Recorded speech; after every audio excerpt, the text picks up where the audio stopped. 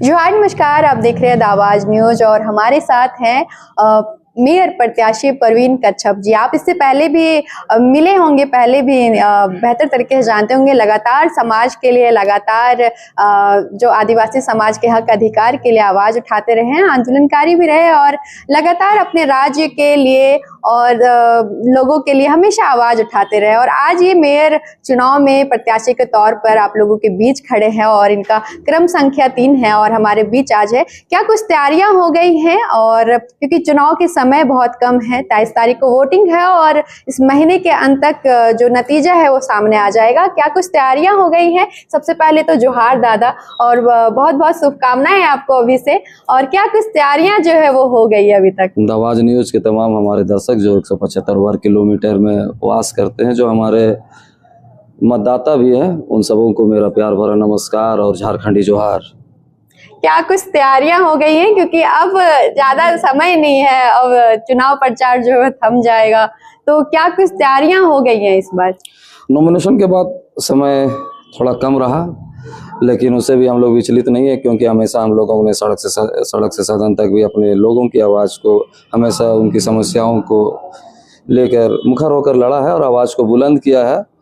इसीलिए हमारे लिए, और उसको हम लोग रिव्यू कर रहे हैं कि पुनरावृत्ति कर रहे हैं कि लोगों तक फिर से हम लोग पहुंच रहे हैं।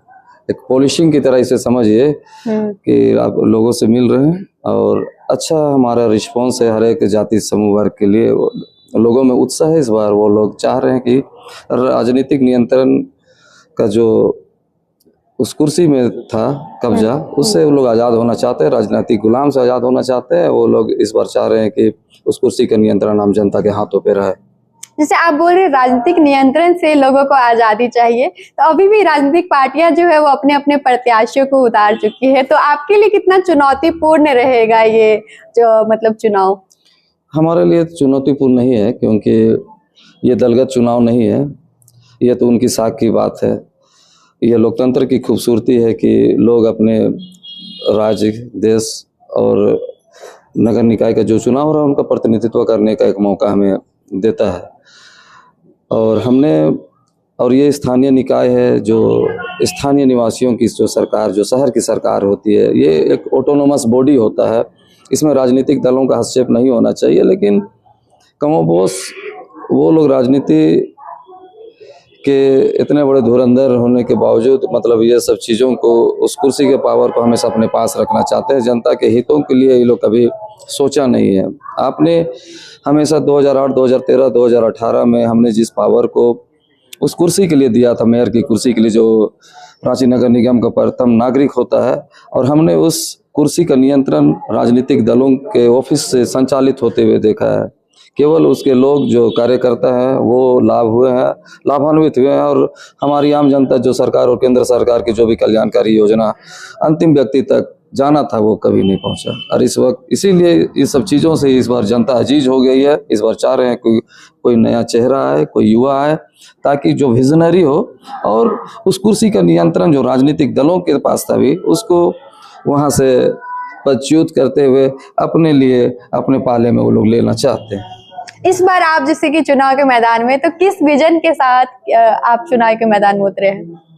हमारा विजन साफ है। हमारी जो मेयर होने के नाते जो हमारी जनता के लिए जो जवाबदेही और जिम्मेदारी है, उसको बखूबी हम निभाएंगे। और उसके लिए सबसे इस बार शायद झारखंड के इतिहास में पहली बार ऐसा होगा कि हमने अपने घोषणा पत्र को 100 रुपये के स्टाम्प पेपर में नोटरी करके नोटिफाई किया है, और जनता को हमने अधिकार दिया है कि यदि मैं अपनी घोषणाओं को पूरा करने में विफल होता हूं, तो आप मुझ पर 420 का केस लगाकर आप मुझे जेल में भेजने का काम कर सकते हैं। और ये हिम्मत केवल वो लोग कर सकते हैं जो सचमुच अपनी जनता के लिए भावनात्मक लगाव हो, चाहे उनसे जुड़ाव हो।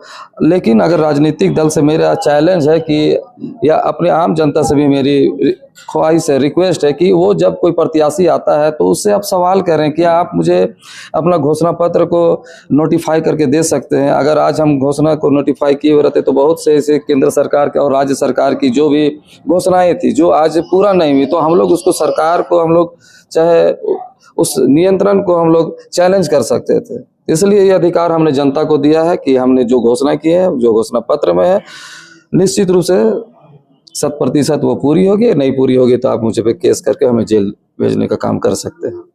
चलिए, मतलब आपने लोगों को इतना अधिकार दे दिया, इतना कॉन्फिडेंस के साथ आप चुनावी के मैदान में उतरे हुए हैं। क्या लग रहा है जनता का किस तरीके से रिस्पांस आ रहा है? क्योंकि आपने अभी चुनाव दौरा में बहुत सारे इलाके घूमे होंगे, तो लोगों का किस तरीके से रिस्पांस आ रहा है आपको लेके? बहुत सारे जो मुद्दे थे, आज वो मुद्दे फिर से ज्वलंत हो रहे हैं। जब राजनीतिक दलों से उनकी जो अपेक्षाएं थी वो पूर्ण नहीं हुई, और इस बार सचमुच वो बदलाव के मूड में पूरा है। उन्होंने कह दिया है कि इस बार उस कुर्सी का नियंत्रण आम जनता के हाथों पे रहेगा, क्योंकि जो पिछला वित्त वर्ष का जो बजट था 2800 से 2900 करोड़ के बीच था, वो सारा कुछ जनता का था। तो जनता चाहती है कि ये शहर को, जो खूबसूरत हमारा आमची रांची है, उसको अपने हाथों से सजाएंगे, अपने हाथों से संवारेंगे, और जो भी योजनाएं हैं वो अपने अनुकूल उसको इस शहर के लिए या हर एक नागरिकों तक पहुंचाने का काम करने इस बार किया जाएगा। दादा, जब कोई प्रत्याशी होते हैं तो बहुत बड़ी बड़ी बातें होती हैं, बहुत बड़े बड़े वादे भी होते हैं कि अगर हम आते जीत के तो ऐसे कार्य करेंगे। लेकिन जब वही प्रत्याशी को जब पद मिल जाता है, जनता जब उन पे भरोसा करके उनको मतलब सत्ता पे बैठा देती है, तब वो प्रत्याशी बदल जाते हैं, अपने सारे वादों को भूल जाते हैं, और जो भी वो विजन के साथ उतरे होते हैं वो सारे विजन को भूल जाते हैं। और वही जो जनता के बीच जा करके वोट मांगा करते थे, उनको उनसे मिलने के लिए जनता को सोचना पड़ता है। तो मतलब आप में क्या कुछ अलग है? क्योंकि आदिवासी आरक्षित सीट रही इस बार, और सभी लोग मतलब आदिवासी ही हैं, और सभी लोग एक तरीके से अपने तरफ जो है आदिवासी लोगों को आकर्षित कर रहे हैं। आप में क्या कुछ अलग है?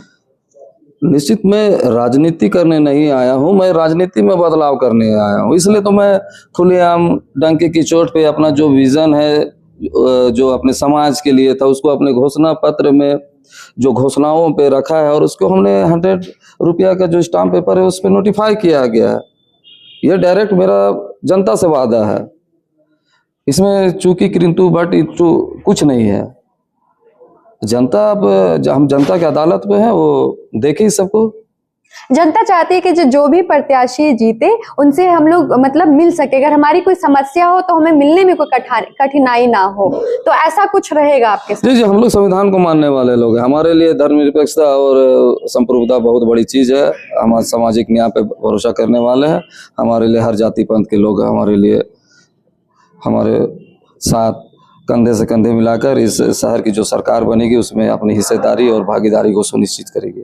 चलिए, तो हमारे साथ थे ये परवीन कच्छप जी, जिनका चुनाव चिन्ह है चूड़ियों का छाप, और क्रम संख्या जो है वो 3 है। और अंत में अगर आप अपने वोटरों से, जो इतने भारी संख्या में है रांची के जो भी, तो आप कुछ कहना चाहेंगे तो आप बोल सकते हैं। जी, रांची नगर निगम के 10,22,723 मतदाताओं को द आवाज न्यूज की तरफ से मैं आग्रह करता हूं कि 23 फरवरी दिन सोमवार को आप लोग भारी से भारी संख्या में मतदान केंद्रों में जाएं और अपना मताधिकार का प्रयोग करें।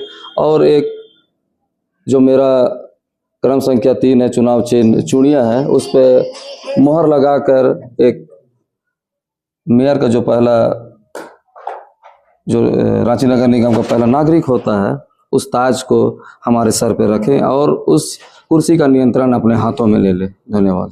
चलिए, तो फिलहाल के लिए शुक्रिया, और आप देखते रहिए द आवाज न्यूज।